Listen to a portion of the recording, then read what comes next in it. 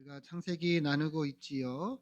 지난 시간에는 하나님께서 아브라함에게 주신 약속에 대해서 나누었는데요.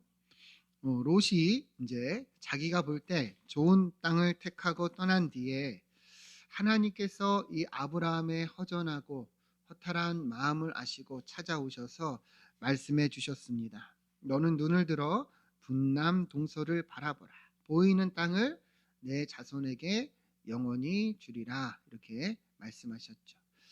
이 허탈하고 허전한 마음에 하나님이 무엇으로 채우셨는가? 말씀으로 또 약속으로 채우셨다.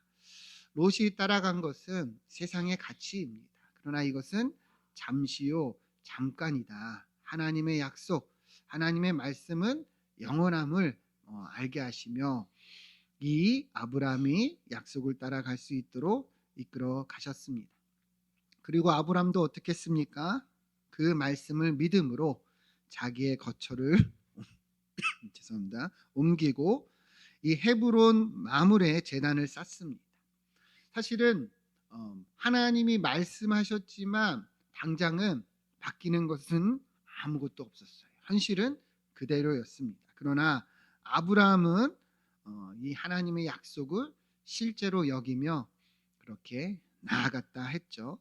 여러분, 믿음이 무엇이라고 했습니까? 믿음은 바라는 것들의 실상이다. 우리가 바라는 것을 실제로 여기며 사는 것이다.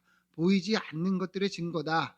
믿음이 그러한 하나님의 약속이 이루어지는 것에 대한 증거라는 것을 우리가 보았습니다.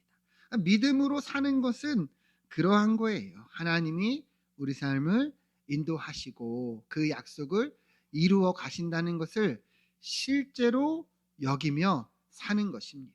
여러분 믿으십니까? 그렇게 살 때 지금 당장은 보이지 않던 것이 이제는 말씀 따라 살아가면서 하나 둘 경험하고 보게 되는 것이 이 믿음으로 사는 것이죠. 이 아브라함의 삶이 그러하고 하나님이 아브라함을 그렇게 인도하시고 그래서 우리가 이 말씀을 통해서 그것을 보고자 하는 것입니다. 여러분들도 믿음으로 살기를 축원드립니다. 믿음으로 살면 우리 삶에 하나님의 약속이 이루어지는 것을 보게 될 줄로 믿습니다. 오늘은 이어지는 14장의 내용입니다. 1절, 2절을 보면 이제 좀 내용이 어려워요. 자, 아브람 당시에 어떤 일이 있었냐? 이 여러 국가 간에 이제 전쟁이 있었습니다. 먼저 1절을 보면 이 당시에 신할 왕 아므라벨과 엘라살 왕과 아리옥과 엘라망 그돌라오멜과 고이망 디달이 이 1절은 네 개국이 연합을 이루었다는 것을 얘기하는 거예요. 이 네 개국이 연합을 이루고 2절을 보면 이제 5개국이 또 연합을 이룬 것을 얘기합니다. 소도마, 베라와 고모라 왕, 바르사 이러면서 5개 나라가 연합을 이루어서 이 4개 나라와 5개 나라가 전쟁을 이제 일으키게 되었다는 것을 말씀하고 있는 거예요. 여러분 지금도 전쟁이 있죠, 그죠? 네, 미국과 이란과 이스라엘, 또 우크라이나와 러시아가 전쟁을 일으키지만 이때에도 이러한 전쟁이 있었다는 거예요. 그러니까 인간은 늘 그렇게 싸우고, 그죠? 빼앗고, 자기의 유익을 위해서 다른 사람들을 공격하는 것들이 이 인간의 본성인데요. 이때에도 이런 일이 일어났다는 거예요. 그럼 왜 이들이 싸웠는가? 우리 4절 말씀을 같이 한번 읽어보겠습니다. 4절 시작. 이들이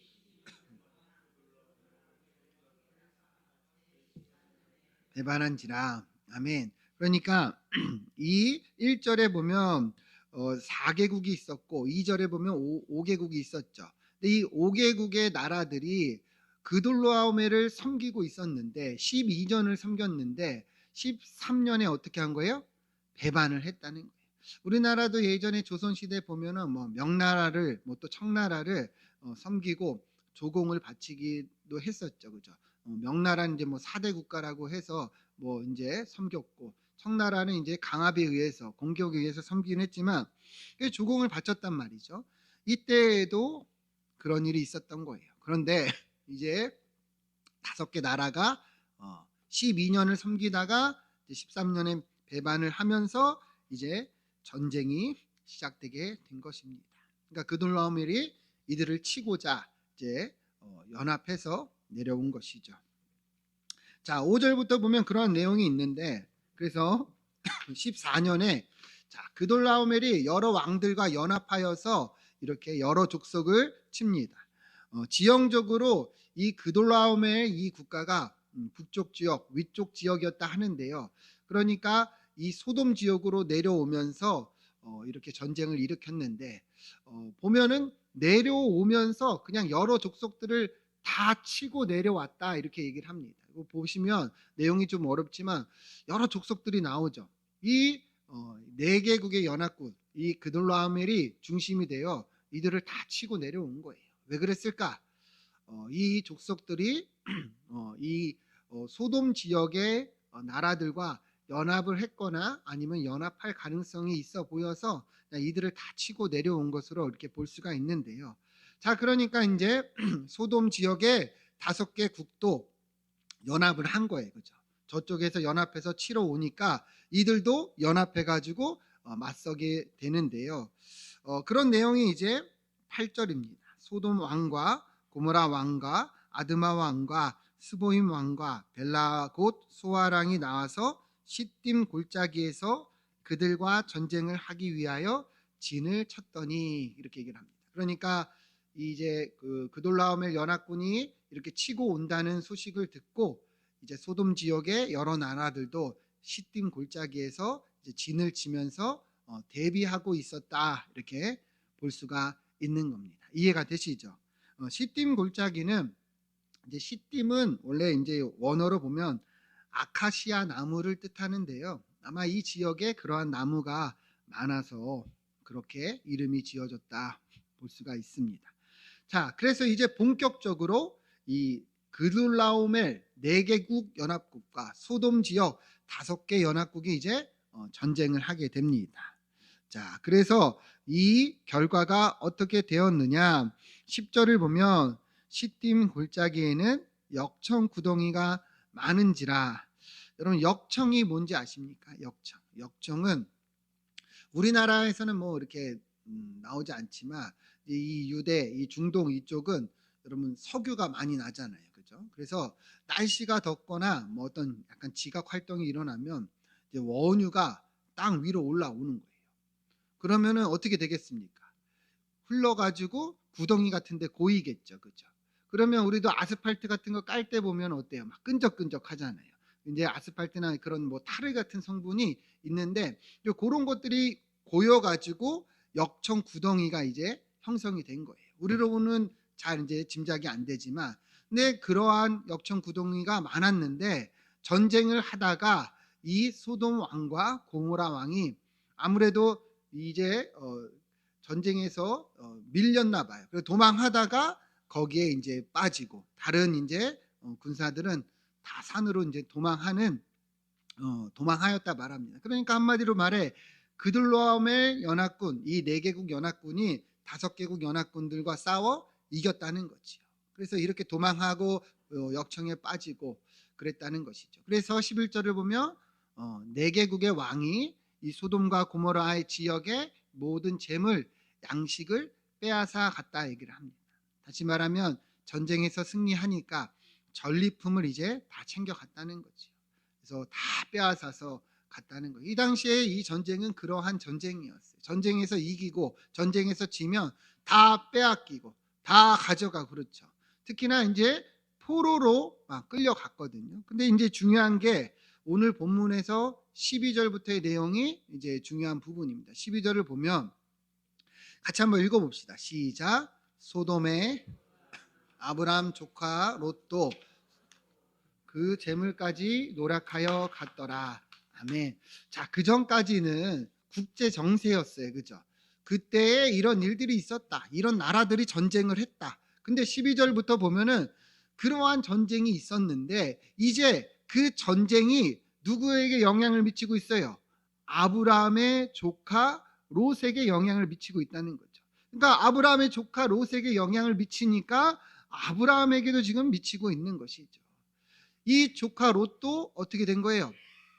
이 소돔 지역이 패배함으로 인해서 이처럼 사로잡혀 가고 이 부유했던 롯의 재산도 다 빼앗기게 되었다, 이렇게 말씀을 하고 있는 거예요. 조카 롯이 여러분 어떠했습니까?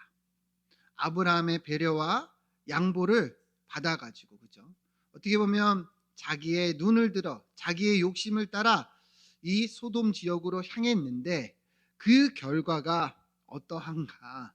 지금 이런 일이 일어나고 있다는 것을 이야기하고 있는 거예요.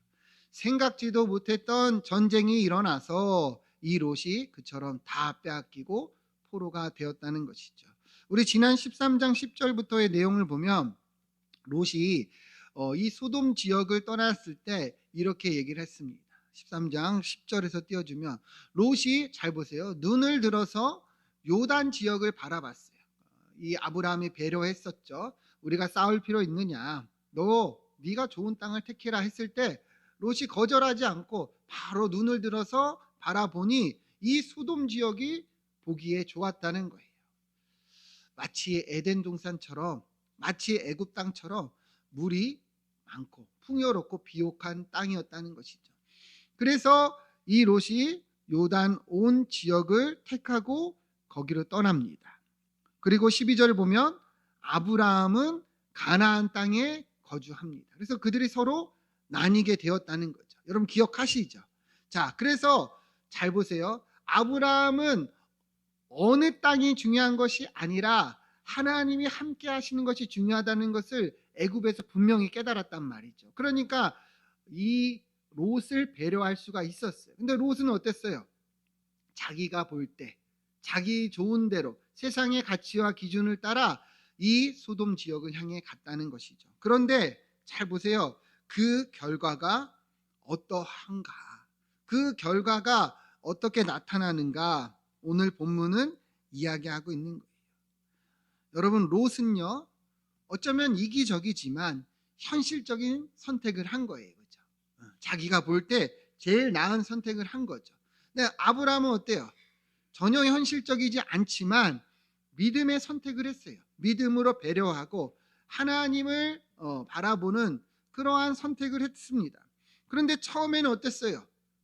이 롯이 더 나아 보였죠. 그 땅이 좋아 보였어요. 비옥해 보였어요. 잘한 것 같았어요. 아브라함은 어땠어요? 손해보는 것 같았어요. 왜 저럴까? 왜 저렇게까지 해야 되나?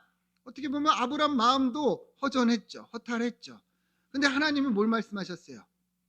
내가 이 땅을 내 자손에게 영원히 주리라. 말씀으로 채우셨죠. 그런데 그렇게 차이가 났었던 그 결과가 이제 오늘 본문에서 보여지는 거예요. 내가 눈을 들어 내가 볼 때 좋은 땅으로 간 이 롯은 어떻게 됩니까? 이러한 자기가 상상하지도 못했던 일들이 일어나게 돼서 포로로 끌려가고 재산을 다 빼앗기는 그런 결과가 일어났다는 것이죠. 여러분 잘 보세요. 여러분 내가 볼 때 좋은 땅, 내가 바라는 땅, 그리고 내가 가는 땅은 결국에 누가 책임져야 하는 땅입니까? 내가 책임져야 하는 그 땅이에요. 그러니까 내가 주인 돼서 내 마음대로 사는 그 삶은 내가 감당해 내야 되는 삶이라는 거예요. 근데 소돔에 일어난 일을 보면 알 수 있지만 우리 삶은요, 내 생각대로 되지가 않는 거예요. 우리에게 그런 지혜가 있는가, 능력이 있는가? 사실은 그렇지가 않다는 것이죠. 우리가 상상하고 우리가 계산할 수 없는 일들이 비일비재하고 일어난다는 거예요. 그러나 여러분 본문은 말하고 있죠. 눈을 들어 약속을 따라가는 이 아브라함의 삶은 어떠한가? 지금 당장은 손해보는 것 같아요. 그죠? 현실적이지 않아 보여요. 그런데 누가 책임져 주시는 거예요? 하나님이 책임져 주신다는 거예요. 여러분 이것을 볼 수 있어야 되는 거예요. 눈앞에 보이는 그 자기가 볼 때 좋은 땅을 향해 간 이 롯과 손해보는 것 같고 그리고 현실적이지 않은 것 같지만 믿음을 따라간 이 아브라함의 삶이 어떻게 대조를 이루고 있는가? 오늘 본문은 분명하게 말하고 있다는 것이죠. 여러분, 우리도 똑같은 거예요. 우리의 삶에 얼마나 많은 선택의 자리가 있는가? 얼마나 많은 결정과 얼마나 많은 그러한 우리가 선택을 해야 되는 그러한 일들이 많냐는 거예요. 우리의 가정 안에서나 직장 안에서나 뭐 여러 돈이나 재정이나 뭐 배우자의 문제나 자녀의 문제나 교육의 문제나 여러분 그 많은 자리에서 우리는 어떤 선택을 해 나가야 되는가? 내가 볼 때 좋은 땅을 향해 가는 것이 아니라 믿음으로 우리가 나아가야 한다는 것을 본문은 분명하게 말하고 있다는 것이죠. 여러분, 내가 책임지는 삶을 살면 안 되는 거예요. 하나님이 책임져 주시는 삶을 우리가 살아야 한다는 것이죠. 그것이 바로 뭐예요? 믿음이라는 거예요. 여러분, 아브라함의 이야기에서 우리는 그것을 절대로 놓치면 안 되는 거예요. 하나님이 아브라함에게 처음 뭘 말씀하셨어요? 너는 고향과 친척과 아버지의 집을 떠나 내가 말하는, 내가 가라 하는 그 땅으로 가라 그랬죠. 그게 뭐예요? 믿음이라 그랬죠. 내가 붙잡고 있던 것에서 손을 놓고 이제는 하나님의 말씀을 붙잡고 사는 것이 믿음이에요. 근데 보세요. 아브라함의 삶을 하나님께서 어떻게 이끌어 가시는가? 물론 아브라함이 그 약속을 뒤로하고 애굽으로 내려가고 실패했습니다. 그러나 하나님이 계속 아브라함을 이끌어 가시죠. 그렇죠? 그리고 지금 아브라함이 이 믿음을 따라 나아가는데 눈앞에 보이는 현실적인 선택을 뒤로하고 약속을 따라 갔습니다. 그런데 처음에는 손해보는 것 같았지만 결코 그러하지가 않는다는 것을 본문은 말씀하고 있다는 거예요. 여러분, 내가 책임지는 삶이 아니라 하나님이 책임져 주시는 그런 삶이 되길 소망합니다. 믿음으로 사는 것이 바로 그러한 거예요. 자, 계속 그러면 이제 롯은 그렇게 끌려갔어요. 다 빼앗겼어요. 자, 그러면 믿음으로 나아간 아브라함의 삶은 어떠했는가? 우리 계속 보시면 자, 13절 보시죠. 자, 그래서 전쟁이 일어났는데 그 중에 한 사람이 이제 도망을 한 거예요. 그래서 아브라함에게 이 사실을 알려줍니다.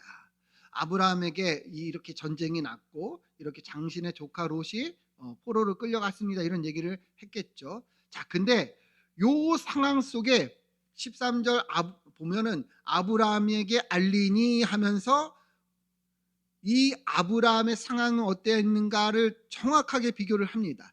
그때의 아브라함이 이렇게 얘기를 하죠. 그러니까 롯은 끌려갔는데 그때의 아브라함은 어땠는가? 아브리 족속 마므레 상수리 숲을 근처에 거주하였더라 하면서 마므레는 에스골의 형제요 또 아넬의 형제라. 이들은 그 다음 뭐라고 합니까? 아브람과 동맹한 사람들이더라 이렇게 얘기를 합니다. 그러니까 롯은 그렇게 다 빼앗기고 포로로 끌려갔는데 아브라함은 이렇게 동맹하며 살고 있었다는 거예요. 여러분 비교가 보이십니까? 사실은 아브라함이 처음에 가나안 땅에 들어왔을 때는 이 원주민들을 피해 다녔어요. 그죠? 기억하십니까? 그래가지고 산으로 들로 이 남방 지역으로 계속 내려갔단 말이죠. 왜요? 이 유목민들은 같이 거주하기가 힘들어요. 가축을 키우기 때문에. 사실 롯과 아브라함이 나뉘게 된 이유도 거기에 있죠. 근데 지금 보면은 그렇게 피해갔던 아브라함이었는데 이 원주민들과 지금 어때요? 동맹하고 함께 살고 있다는 거예요. 여러분 이게 보이십니까? 왜 그랬을까? 전에는 도망 다녔는데 왜 이제는 이들과 동맹할 수 있었을까? 사실 이유는 우리가 추측해 볼 수가 있어요. 앞서도 우리가 전쟁이 일어날 때 여러 나라들이 연합했죠. 그죠? 적들을 상대해서 연합을 했죠. 오늘 본문도 잘 보시면 이들이 동맹했다 표현을 하거든요. 그러니까 보세요. 아브라함이 애굽으로 내려갔다가 돌아왔을 때 엄청난 부자가 됐단 말이에요. 많은 이제 재산과 가축을 이제 거느리게 됐단 말이죠. 그러면 이 가나안 땅의 원주민들도 보세요. 아브라함이 엄청난 세력이 돼서 돌아왔는데 아브라함과 싸우는 게 좋겠습니까? 동맹하는 게 좋겠습니까? 당연히 동맹하는 게 좋지요. 잘못 싸우면 자기들이 죽을 수도 있지만 저 다른 큰 적들을 상대하려면 이제는 세력이 커진 아브라함과 함께 공존하고 함께 양보하고 하는 것이 더 좋다 판단을 했을 것이죠. 그래서 아브라함은 이제 원주민들과 동맹을 하고 있는 거예요. 그러니까 여러분 보세요. 롯과 아브라함의 삶을 어떻게 본문이 대조하고 있는가? 자기의 눈을 들어 롯이 나아갔는데 그 삶은 이처럼 어려움이 생겼죠.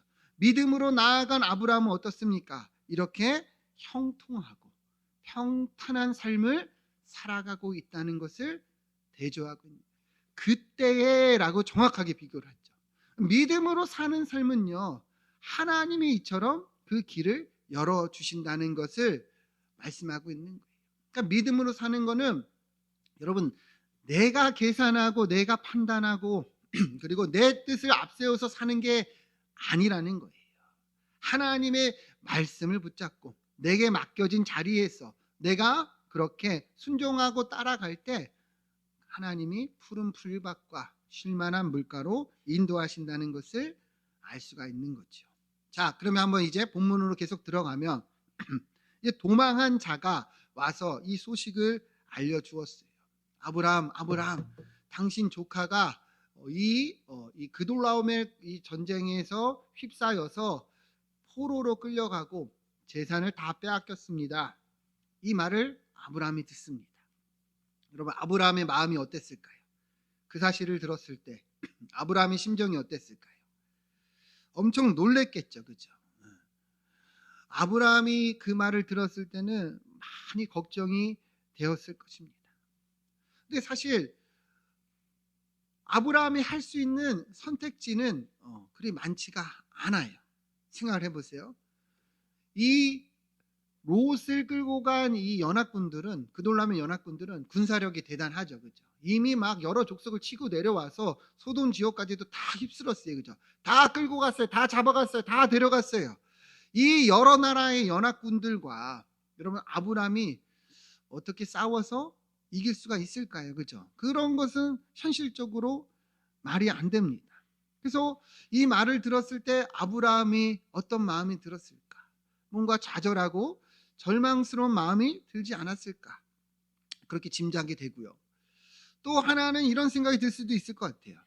여러분 인간적으로 보면 롯이 이렇게 잡혀가고 끌려가고 빼앗긴 거는 누구 때문입니까? 자기의 선택 때문이에요, 그죠? 자기가 그렇게 아브라함을 떠나서 아브라함의 배려를 뒤로 하고 욕심을 따라 그렇게 일어난 거죠. 아브라함의 마음도 허전했단 말이에요, 그죠? 훅승하고 떠나버리니까. 인간적으로는 또 어떤 마음이 들었을까? 거 봐라 이 자식 그렇게 나를 뒤로 하고 떠나더니 꼴 좋다, 그렇게 생각이 들 수도 있겠지요. 뭐 인간적으로 보면, 그죠? 자, 그럼 여러분이면 어땠을 것 같아요? 여러분은 어떻게 하겠습니까? 사실 쉽지가 않잖아요, 그죠? 조카를 도와주러 가시겠습니까? 아니면 어차피 너가 알아서 해라, 네 인생이다, 네가 날 떠나지 않았냐, 여러분 그런 마음을 갖겠습니까? 근데 사실 이게 우리의 삶에 많이 일어나는 일이라는 거예요. 우리도 살다 보면 나를 힘들게 하고 나를 떠나가고 나를 배신하는 사람들이 있어요, 없어요? 있어요. 나를 어렵게 하고 힘들게 했던 사람이 시간이 지나 오히려 공경에 빠질 때도 있고요. 그리고 반대로 나에게 도움을 요청할 때도 있다는 것이죠, 그렇죠? 여러분들 어떻게 하시겠습니까? 쉬운 게 아니죠. 자, 그런데 아브라함은 어떻게 했는가? 이제 우리가 그것을 보는 거예요. 14절 보면 아브라함이 그 소식을 듣자마자 아브라함은 우리와 다릅니다. 그의 조카가 사로잡혔음을 듣고 집에서 길리고 훈련된 자 318명을 거느리고 단까지 쫓아갑니다. 그러니까 뭐 그 말을 듣자마자 바로 그냥 롯을 구하러 간 거예요. 그리고 이제 어떻게 이들과 싸우느냐 생각해 보세요. 저 4개국의 연합군들은 엄청난 수와 군사력을 가지고 있습니다. 그죠? 그러니까 작전을 짠 거예요. 그의 가신들이 나뉘어 밤에 그들을 쳐부수고, 그러니까 밤에 어떻게 한 거예요? 기습을 했다는 거죠. 상상을 해보면 이들은 이미 아마 승리에 취해 있었을 것 같아요. 그죠? 이미 다 이겼다. 그래서 아마 밤새 막 술 마시고 막 노력하고, 그래서 완전히 그냥 무방비 상태였을 것 같습니다. 그러니까 그때에 아브라함이 이제 기습해서 저들을 치고 저들에게 이제 공격을 했다는 것이죠. 그래서 16절을 보면 어떠한가? 16절을 보면 모든 빼앗겼던 재물과 자기의 조카 롯과 그의 재물과 또 부녀와 친척을 어때요? 다 찾아왔더라, 이렇게 말씀하고 있습니다. 그러니까 아브라함이 그렇게 저들을 상대로 전쟁을 일으켜서 다 되찾아왔다는 것을 말씀하고 있는 거예요. 아브라함은 너 잘됐다, 그러니까 나를 왜 떠났냐, 꼴 좋다, 이렇게 하지 않고 오히려 모른 척하지 않고 자기의 어쩌면 목숨을 걸고 군사들을 데리고 가서 이렇게 승리를 했다는 것이죠. 여러분, 사실 아브라함의 입장에서 보면은 이거는 말이 안 되는 전쟁이에요. 그죠? 여러분, 인간적으로 저 연합군들을 상대로 여러분 이길 수가 있을까요? 싸워서 이긴다는 생각을 할 수가 없죠. 근데 아브라함이 어떻게 이런 용기를 낼 수 있었을까? 여러분, 어떻게 아브라함이 이렇게 용기를 낼 수 있었을까요? 그 이유는 간단해요. 아브라함이 하나님을 믿는 믿음으로 지금까지의 삶에서 겪어온 것이 바로 그것이었어요. 이미 애굽에서 하나님이 아브라함에게 은혜를 베푸셨죠. 그렇죠?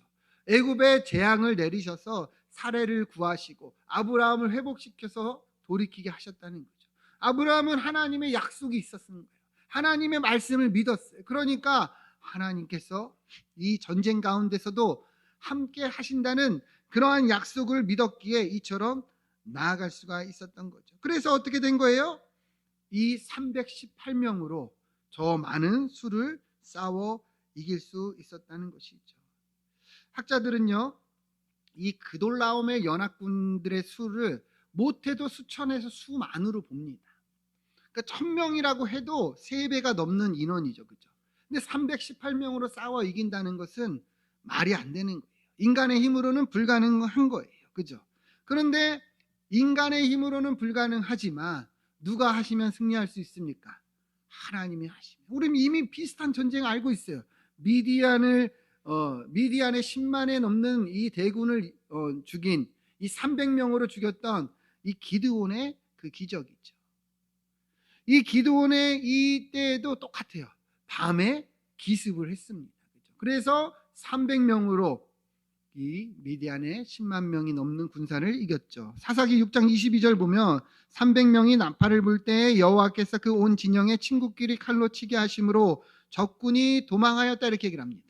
그러니까 칠흑 같은 어둠 가운데 기습을 해서 나팔을 부니까 보이지 않는 이 상황 속에서 적들이 쳐들어왔다 하면서 서로를 치고 죽이는 일들이 일어난 거예요. 그래서 어떻습니까? 이스라엘의 이 군사들이 미디안의 이 군대를 이기고 추격한 것을 말씀하고 있다는 것이죠. 여러분, 하나님이 이처럼 동일하게 이 아브라함을 도우셔서 이 전쟁에서 승리하게 됐다는 것을 우리는 알 수가 있는 것이죠.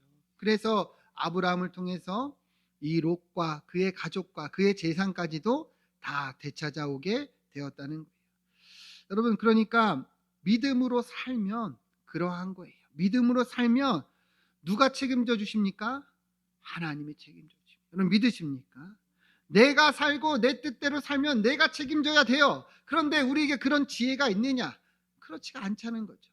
그런데 믿음으로 살고 말씀을 따라가면 하나님이 도우시고 하나님이 책임져 주시는 그러한 삶을 살 수가 있다는 거예요. 처음에는 그래요. 현실적으로 손해보는 것 같아요. 여러분, 이 시간에 나와서 예배하는 거, 여러분 집에서 주무시고 이 시간에 쉬는 게 더 현실적으로는 유익할 수도 있죠. 그죠? 왜 헌금합니까? 오늘도 많은 분들이 헌금을 했어요. 이 돈 가지고 여러분 맛있는 거 사 드시고 이렇게 보신할 수 있는 거 한약이라도 사드시면 훨씬 낫잖아요. 그죠? 근데 왜 이러한 예물을 드리냐는 거예요. 그게 바로 뭐예요? 믿음이기 때문이에요. 믿음. 우리는 하나님을 믿는 믿음으로 그 삶을 살아가기 때문에 하나님이 채워주시고 인도하신다는 것을 알기에 이 길을 가고 있다는 것이죠. 다시 말하지만 여러분, 내가 살면 내가 책임져야 합니다. 그러나 믿음으로 살면 누가 책임져 주신다고요? 하나님이 책임져 주십니다. 제가 목회를 하면서도 수없이 보고 경험한 것이 이러한 삶이에요. 이러한 성도들의 삶이에요.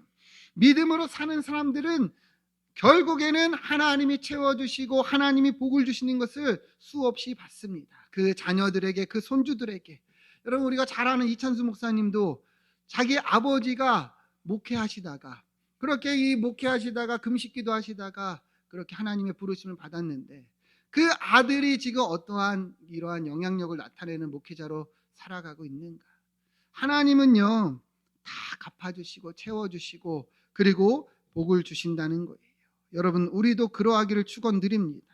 눈에 보이는 것에 마음을 뺏기지 마시고 이 소돔과 고모라의 여러분 거기에 눈을 뺏기지 마시고 믿음으로 살아가기를 소망합니다.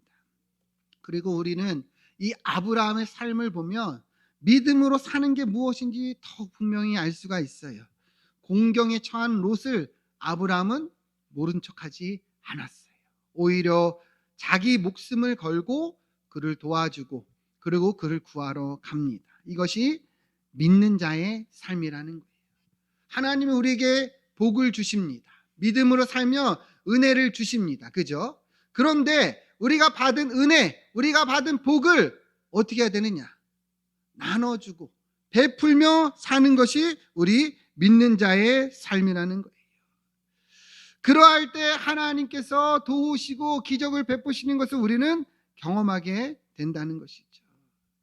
여러분, 이번에 우리 신일교회와 여러 성도들이 우리 교회에 참 많은 일들을 해주셨죠. 헌신하고 섬겨주셨죠.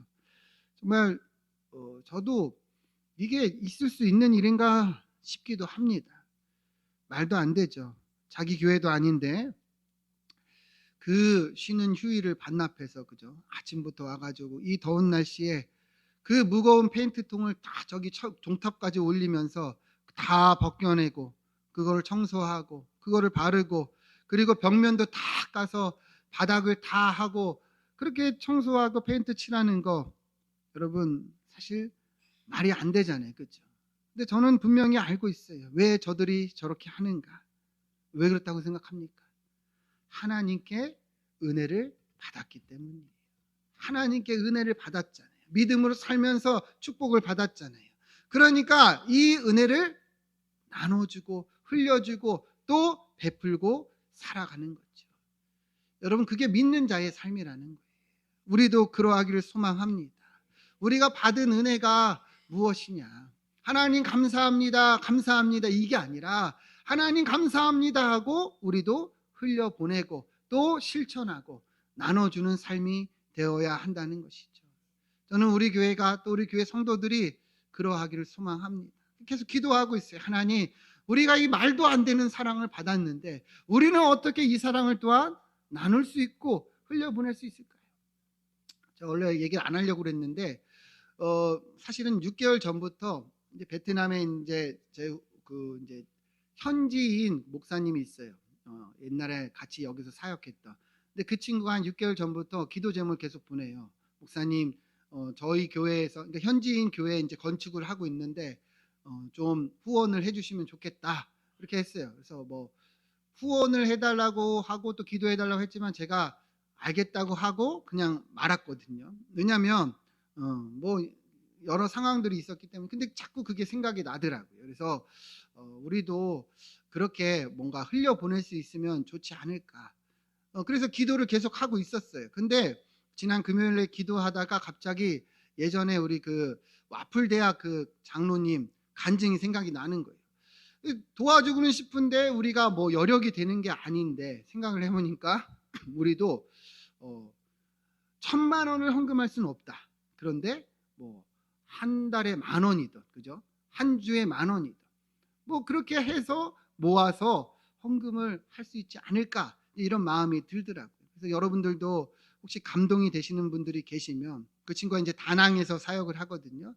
한국 목사님하고 결혼을 해서 이제 현지인 사역을 하는데 우리도 한 6개월 이상, 뭐 7개월 이상 그렇게 헌금을 해서 모아가지고 그 교회에 또 우리가 건축하는데 도움을 줄 수 있으면 좋지 않을까 그런 이제 마음이 들었습니다. 제가 강요하는 건 아니에요. 여러분들 혹시라도 내가 한 달에 10,000원이라도 아니면 뭐 20,000원이라도 나도 이 은혜를 흘려보내야겠다. 하나님 받은 은혜가 있으니까 흘려보내야겠다 하시면 동참해 주시고 아니면 뭐 여러분들의 삶에서 주변에 하셔도 좋고 만약 그런 마음이 드시면 그냥 선교 헌금에다가 뭐 베트남 선교 헌금 해가지고 하시면 저희가 따로 재정을 모아가지고 그렇게 나중에 돈을 모아서 제가 내년에 한번 방문을 할까 생각 중인데 그때 가서 이렇게 하는 것도 좋지 않을까 생각이 듭니다.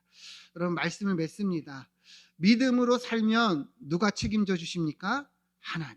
내가 살면 내가 책임져야 돼요. 그런데 우리에게는 그런 능력이 없다는 것이죠. 하나님께 맡기고 살면 하나님이 책임져 주십니다. 그런데 믿음으로 사는 삶은 그 복을 흘려보내고 나눠주는 삶이 되어야 한다는 거예요. 그러할 때 하나님의 기적을 보고 하나님의 역사가 우리를 통해서 일어나는 것입니다. 우리 모든 성도들에게 그러한 은혜가 있기를 주님의 이름으로 축원드립니다. 기도하겠습니다.